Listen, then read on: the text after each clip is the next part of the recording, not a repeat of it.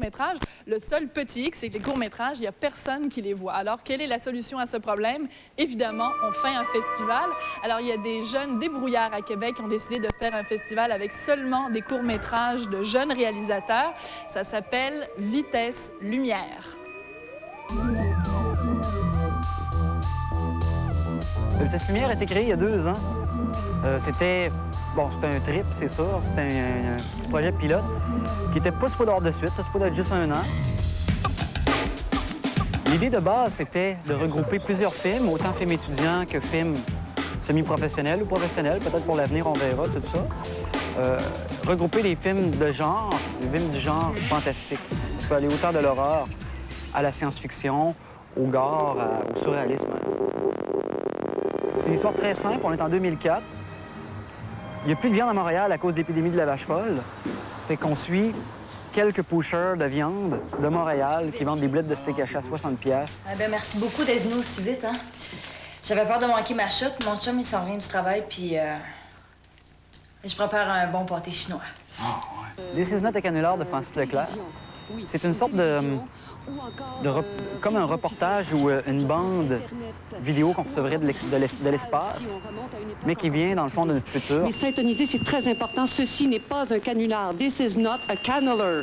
Tomate Tomato, c'est la fable de La cigale et la fourmi, revue et recorrigée à la manière très actuelle.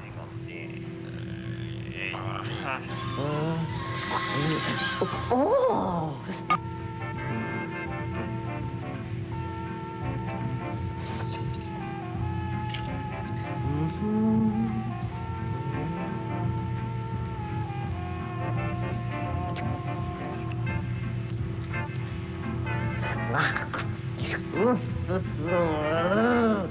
C'est l'histoire d'un personnage qui est seul au monde, qui a perdu sa famille et tout.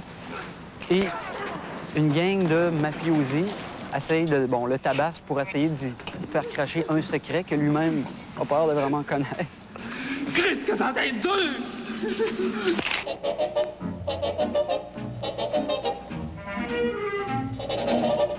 Dès qu'ils rentrent dans la salle, la musique, ça va les faire rentrer dans un autre univers, ça va les mettre dans une ambiance. Il va y avoir un DJ différent chaque soir. Une soirée, ça va être de la musique techno, planant, tout ça. Et l'autre soirée, ça va être plus un genre rock'n'roll, rockabilly des années 50, mais très psycho aussi, très psychotronique musique, si on veut. Si ça vous tente d'entendre parler du futur, ben venez voir Vitesse Lumière. 25-26. Ciao! Hier, c'est le titre du Festival du vidéo et du film fantastique québécois et je suis en compagnie de l'initiateur du projet Carniard. Salut. Bonjour. Salut. 2e édition, on va certainement découvrir de nouveaux talents. Qui sont ces cinéastes et réalisateurs qui participent au festival? Bien, c'est en majorité, c'est sûr que c'est un festival de films fantastiques québécois, fait que c'est tous des réalisateurs québécois de la province, du monde de Montréal, du monde de Québec, de la région. Il y a des semi-professionnels, il y a des professionnels, il y a des amateurs aussi. C'est ouvert vraiment à tous. Il y a des femmes et des hommes. Ça aussi, je trouve ça le fun, parce que des fois, on croit que le film fantastique, ça appartient juste aux Américains ou juste aux hommes ou juste aux ados, tu sais. Fait que cette année, on a une fille aussi qui a participé, réalisatrice qui s'appelle Isabelle Grondin de Montréal. Et en plus, elle a fait les films les plus sanglants du festival, comme on pourrait dire. C'est vraiment des films gore et québécois. Je trouve ça le fun d'avoir de ce style de cinéma-là dans le festival. Qu'est-ce qu'on y traite comme sujet? Il y a beaucoup d'humour, j'imagine? Bien, il y a quand même beaucoup d'humour parce que, quand même, vu qu'on n'a pas beaucoup de budget, souvent les effets spéciaux sont rigolos parce que tu vois que c'est pas fait avec beaucoup de budget. Fait que c'est ce qui est le fun dans le fond du festival parce que tu vois que c'est un festival de débrouillardise dans le fond, presque de série B à la limite. T'sais. Série B, les films des années 50 avec peu de budget, les monstres en caoutchouc, des zippers. Ça fait un petit peu ça par bout, mais c'est très sympathique, c'est très rigolo. Puis des fois, on trouve que le monde ils ont des bonnes idées quand même. Des fois, avec quelques dollars, ils ont réussi à faire quelque chose qui est quand même dépaysant. Oui, parce qu'on parle de quelques dollars, voire même leur argent de poche pour faire ces films. Oh oui, il y a quelques films qui ont eu des subventions dans le festival et il y a quelques films étudiants. Fait que il y avait le budget de l'école pour faire leur film. Et il y a des films qui ont carrément été faits par passion avec un peu d'argent de poche et on y va. Les films ont été tournés principalement en vidéo? Moitié-moitié. Peut-être environ le tiers des films qui sont en pellicule, en 16 mm.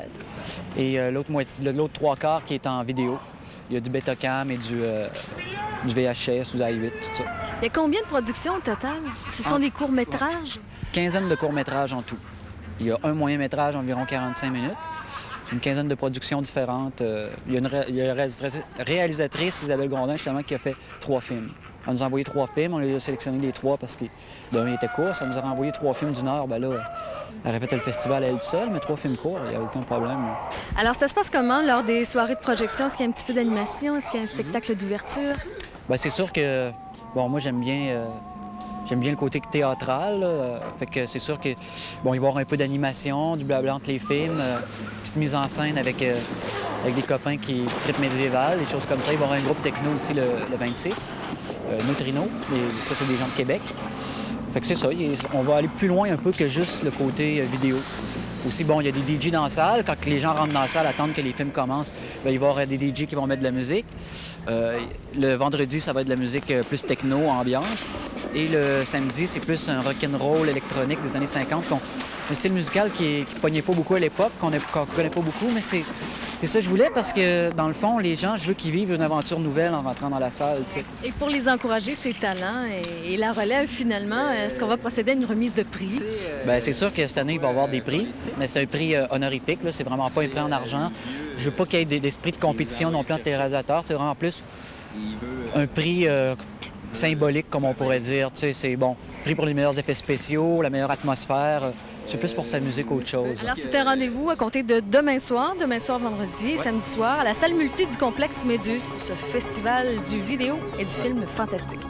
La trompe